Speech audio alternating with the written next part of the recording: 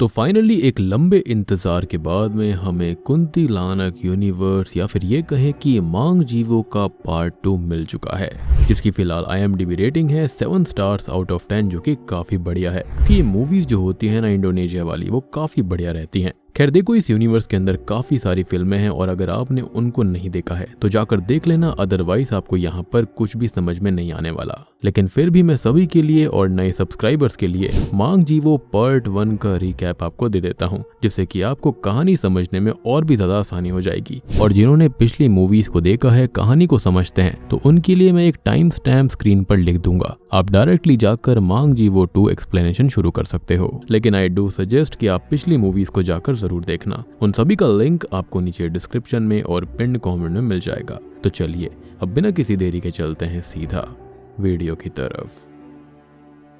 तो देखो, मांग जीवो पार्ट 1 में 2 आदमी थे जो कि किसी वक्त पर साथ काम किया करते थे, लेकिन आगे कुछ हालातों के चलते वो एक दूसरे के दुश्मन बन जाते हैं। उनके नाम ब्रोतो और जोक्रो थे, जहाँ पर ब्रोतो एक लेडी कांति को अपने घर पर लेकर आता है और उसे एक मिरर के सामने बांध कर रखता है, जहाँ पर इस मिरर का सेम ट्विन मिरर भी है। और ये दोनों मिरर मिस्टीरियस हैं, जो कि हमारे फ्यूचर दिखा सकते हैं, लेकिन अगर अननेसेसरली उनकी लिमिट्स पुश करी जाए तो वहाँ पर वो और भी ज्यादा एक्स्ट्रा ऑर्डिनरी चीजें कर सकते हैं, जैसे कि एक पोर्टल की तरह एक्ट कर सकते हैं जहाँ से डीमंस और कुंतिलानक आ सकती है, और भी बहुत कुछ होता है। खैर अब ब्रोतो कांति का इस्तेमाल करता है उस मिरर से काला जादू करने के लिए। उसे डीमन से मोलेस्ट करवाता है जो कि उसी मिरर के पोर्टल से आते थे, और फाइनली वो कांति का इस्तेमाल करके अपने दुश्मन जोक्रो को रास्ते से हटवा देता है। और जरिया बनती है खुद कांति की ही बेटी उमा, जो कि असल में जोक्रो की ही बेटी थी, और जोक्रो को वरदान मिला था कि उसे उसकी ही संतान खत्म कर सकती है। खैर अब वो खत्म तो हो चुका था और ब्रोतो ने ये उमा से करवा दिया था।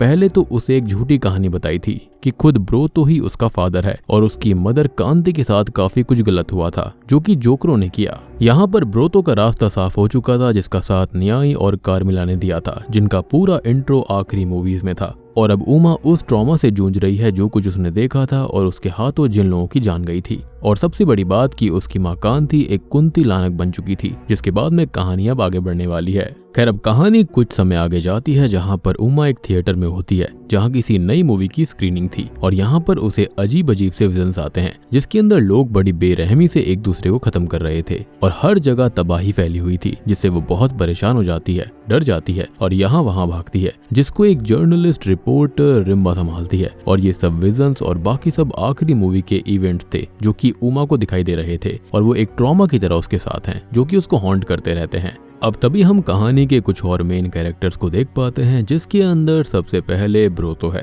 जो कि जोक्रो के रास्ते से हटने के बाद काफी सक्सेसफुल हो चुका है, नई फैक्ट्रीज ओपन कर चुका है और आगे भी और सक्सेसफुल होता चला जाएगा, क्योंकि उसके पास आखिरी मूवी से सुपर नेचुरल हेल्प है, जिससे वो खुद तो आगे बढ़ता ही है, साथ ही साथ अपने कंपटीशन और रास्ते में अड़चन बनने वालों को रास्ते से ही हटवा देता है। वो कई इलीगल तरह से धोखेधड़ी से भी जमीनें हड़प लेता है, सक्सेस पा लेता है, और जब कोई उसके रास्ते में या फिर उससे सवाल करने आता है तो वो उसको भी खत्म कर देता है, जिसके अंदर उसका साथ न्याई और कार्मिला देती है, जहां पर हम कार्मिला को उसकी बिजनेस पार्टनर भी कह सकते हैं। अब तभी हम यहाँ पर एक एक्ट्रेस मॉरीन और जनरल एम्पर वन को भी देखते हैं, जहाँ पर एम्पर वन भी एक बड़ी पोस्ट पर है, साथ ही साथ काफी सक्सेसफुल है, और मॉरीन एक सेलिब्रिटी है। अब नई फैक्ट्री के लिए ब्रोतो ने एक पार्टी दी थी, जहाँ पर बहुत सारे लोग आए हुए थे, और रिम्बा की भी उमा से थोड़ी बहुत बात होती है, और वो नोटिस करता है कि उमा को कोई आदमी फॉलो कर रहा है, जो कि उसे अकेले में पकड़ भी लेता है, जो कि असल में ब्रोतो के खिलाफ सबूत लेने की फिराक में था। लेकिन रिम्बा भी आकर उसे बचाता है, लेकिन वो आदमी उन दोनों को पीट देता है, जिसके बाद उमा पोजीशन में आती है, और अब तभी वहाँ पर कुंतिलानक आ जाती है, जो कि दूसरे रूम में उस आदमी को बड़ी ही बेरहमी से खत्म कर देती है, और वहाँ से वापस चली जाती है, और उमा को रेस्ट करने के लिए भेज दिया जाता है, जिससे रिम्बा थोड़ी बहुत बात करता है।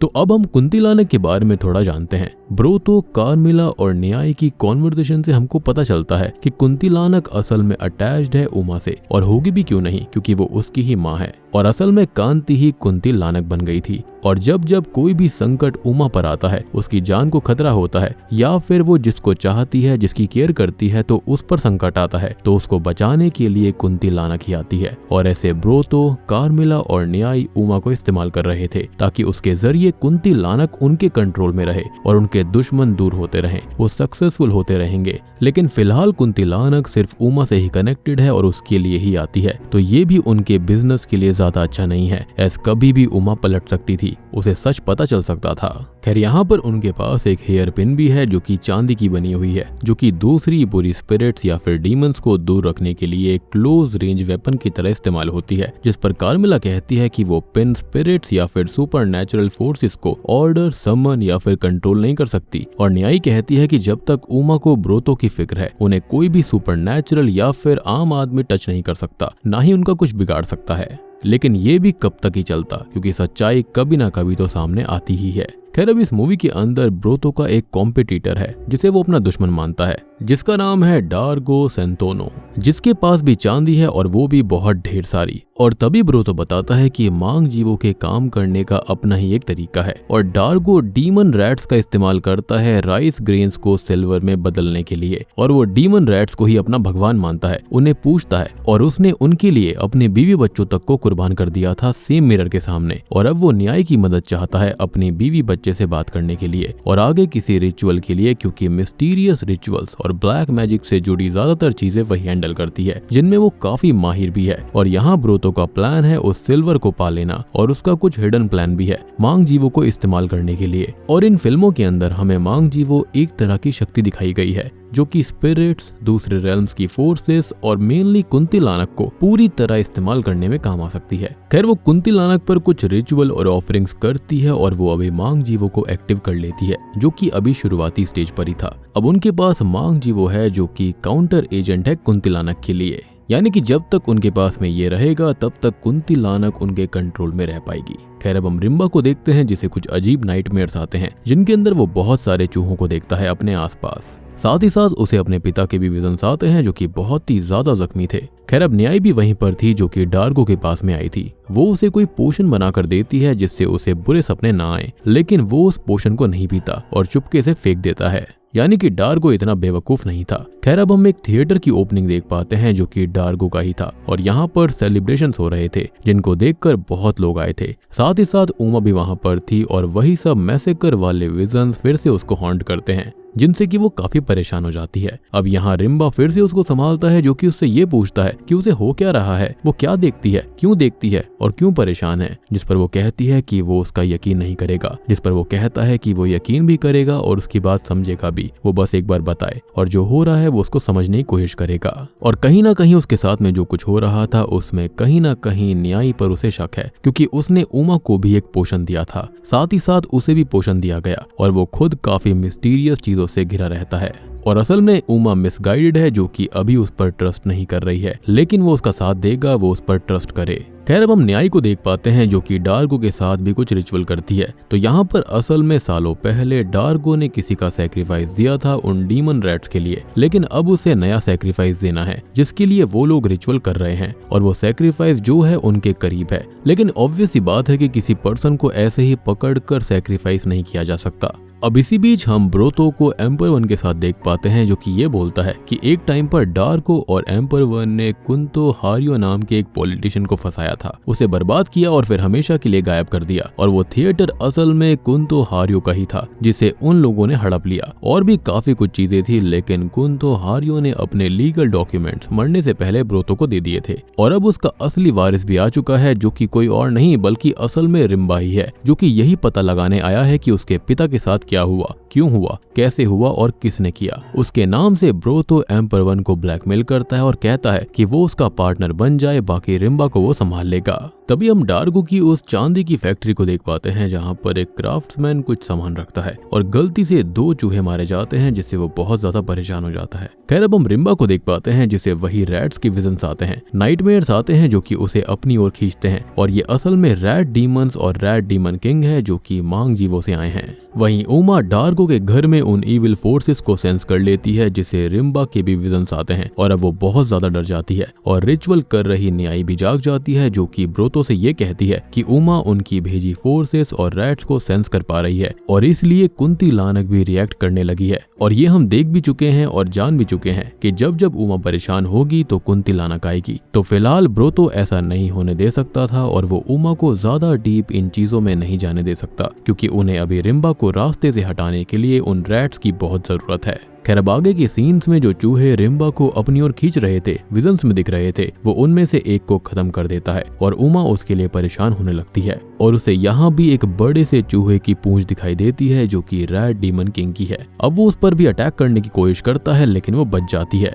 अब हॉस्पिटल में वो रिम्बा से कहती है कि उसे चूहे दिख रहे हैं जो कि किसी ने उसके सपनों में भेजे हैं, जिससे कि वो गुस्सा हो जाएगा और गुस्से में आकर चूहों को मार देगा, जिसके बाद वो उसको ले जाएंगे और खत्म कर देंगे। और उस क्राफ्ट्समैन के साथ भी यही हुआ था जो कि मिस्टीरियसली मारा गया, जबकि उसने तो गलती से उन चूहों को मार दिया था और यही रीजन था कि वो इतना परेशान हो गया था। उसकी बातें सुनकर रिम्बा कहता है कि उसके आसपास हमेशा ऐसी क्रेजी चीजें होती रहती हैं, जबकि खुद रिम्बा खुद को लॉजिकल रखने की कोशिश करता है और इसलिए वो दोनों एक दूसरे के लिए सही हैं, इसलिए वो मिले भी हैं। और उन्हें देखकर ब्रोतो परेशान होता है क्योंकि उमा से करीबी कहीं ना कहीं रिम्बा को भी प्रोटेक्ट करेगी और ऐसे उसका बना बनाया प्लान बिगड़ जाएगा। अब अगले सीन में वो और न्यायी बात करते हैं जहां पर न्यायी उसको ये बताती है कि उन्हें जल्दी से जल्दी डार्गो के लिए रिम्बा को सैक्रिफाइस करना होगा, नहीं तो वो मर जाएगा। लेकिन यहाँ पर ब्रोतो का एक अलग ही प्लान था। अब हम थिएटर में रिम्बा और उमा को देख पाते हैं जहां पर उमा को फिर से वही सब मैसेकर वाले विजन्स आने लगते हैं जिनसे वो परेशान हो जाती है और रिम्बा उसे संभालता है। वो ये भी बताता है कि ये थिएटर उसके फादर का था लेकिन उन्हें भीड़ ने मार दिया जो कि यहाँ पर दंगा करने लगी थी और भी बहुत सारे लोग मारे गए थे और उसी चीज के विजन्स उमा को आ रहे होते हैं। और जब रिम्बा डार्गो से बात करने का कहता है तो वो उसे मना करती है एज वो उसके लिए खतरनाक हो सकता था और वो उसकी फिक्र कर रही थी।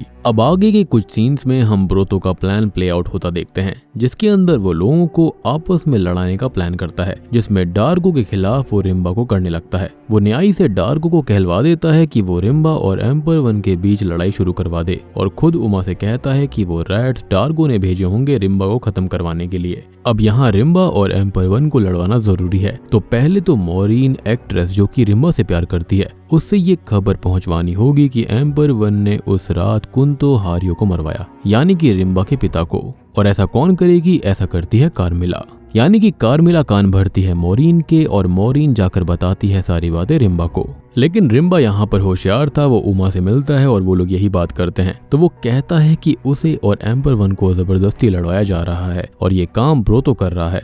लेकिन उमा उसकी बातों पर ज्यादा यकीन नहीं करती क्योंकि ब्रोतो उसके लिए काफी जरूरी था। लेकिन ब्रोतो ये सब सुन लेता है, जिसके बाद वो एक नया और भी ज्यादा भयानक प्लान बनाता है। वो पहले तो रिम्बा को एम्पर वन के पास लेकर जाता है जहाँ पर एम्पर वीन ने मॉरीन को भी पकड़ लिया था और वो उसको जान से मार देता है और अगला नंबर रिम्बा का ही था। वहीं दूसरी तरफ खुद ब्रोतो रिचुअल करके खुद को रिम्बा बनाता है क्योंकि मांग जीवों के जरिए ऐसा किया जा सकता था और वो उमा के साथ इंटीमेट हो जाता है। जी हाँ, क्योंकि टेक्निकली वो उसकी बेटी तो थी नहीं।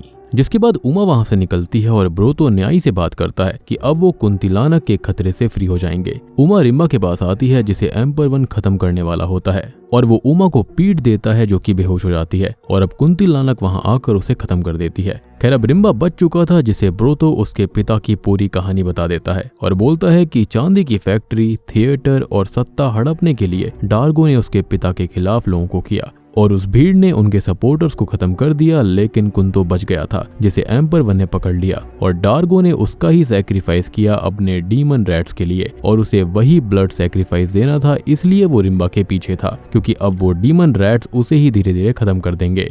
रिम्बा उसकी बात पर यकीन तो करता है लेकिन सब कुछ छोड़कर वहां से चला जाता है और बोलकर जाता है कि अब उसके पास उमा है। वो उमा से मिलता है जो कि आखिरी मूवी की कहानी सुनाती है कि जोकरो ने उसकी माँ पर जुल्म किए थे जब ब्रोतो वहां पर गया था और तंग आकर उसकी माँ ने खुद को खत्म करने का फैसला कर लिया। लेकिन जब उसकी माँ खत्म होने ही वाली थी तब उसका जन्म हुआ था। हालांकि ये पूरी कहानी ब्रोतो ने उसको झूठी सुनाई थी और उस दिन उसने ही कांति का पेट फाड़ कर उमा को बाहर निकाला था। अब ये दोनों तो साथ रहने का डिसाइड कर लेते हैं लेकिन ब्रोतो, कार्मिला और न्याय यही डिसाइड करते हैं कि रिम्बा को मरना ही होगा। लेकिन वो मरेगा कैसे? तो उसका प्लान तो तैयार ही था। अब रिम्बा डार्गो को खत्म करने आता है जिसके पास न्याय आती है और उससे कहती है कि वो अपने हाथ गंदे ना करे क्योंकि वो तो खुद मर जाएगा। वो डीमन रैट्स उसे ही धीरे धीरे खा जाएंगे। और तभी वो रिम्बा को ब्रोतो का सच बताने लगती है कि वो पूरी मिस्टिकल और सुपरनैचुरल पावर्स कॉन्कर करना चाहता है। वो मांग जीवों का इस्तेमाल करता है, उन मिरर से दूसरे रेल्म में जाता है और वहां से पावर्स और डीमंस को इस्तेमाल करता है। और उसने ही कांति को बांध कर रखा, उसे टॉर्चर किया ताकि डीमंस आकर उसका शोषण करें। और वो प्रेग्नेंट थी तो ऐसे बच्चे को जन्म दे जिससे सब डरें, जिसको वो अपनी पावर्स और प्रोटेक्शन के लिए इस्तेमाल करता था। और हम जानते हैं कि उमा का उसने वैसा ही इस्तेमाल किया।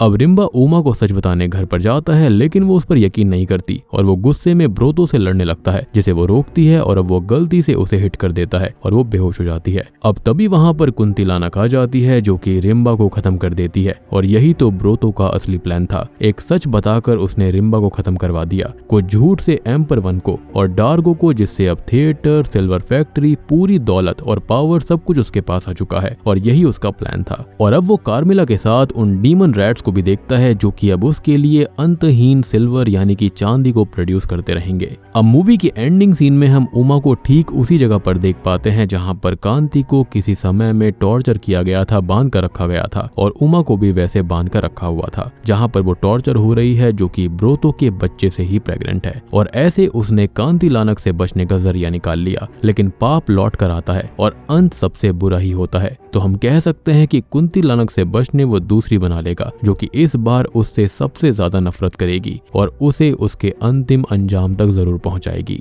और बूम, इसी के साथ में मांग जीवो पार्ट 2 यहीं पर खत्म हो जाता है।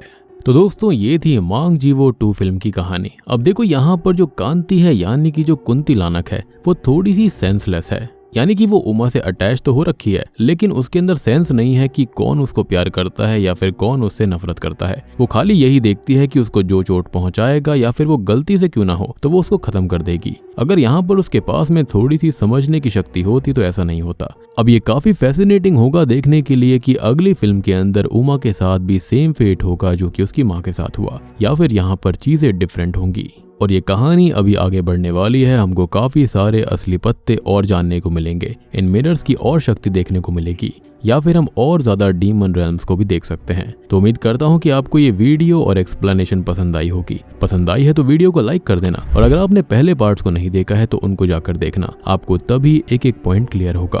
और चैनल के ऊपर नए हैं तो सब्सक्राइब कर लीजिए। तो मैं आप सबको मिलता हूँ अगली वीडियो के साथ में, तब तक के लिए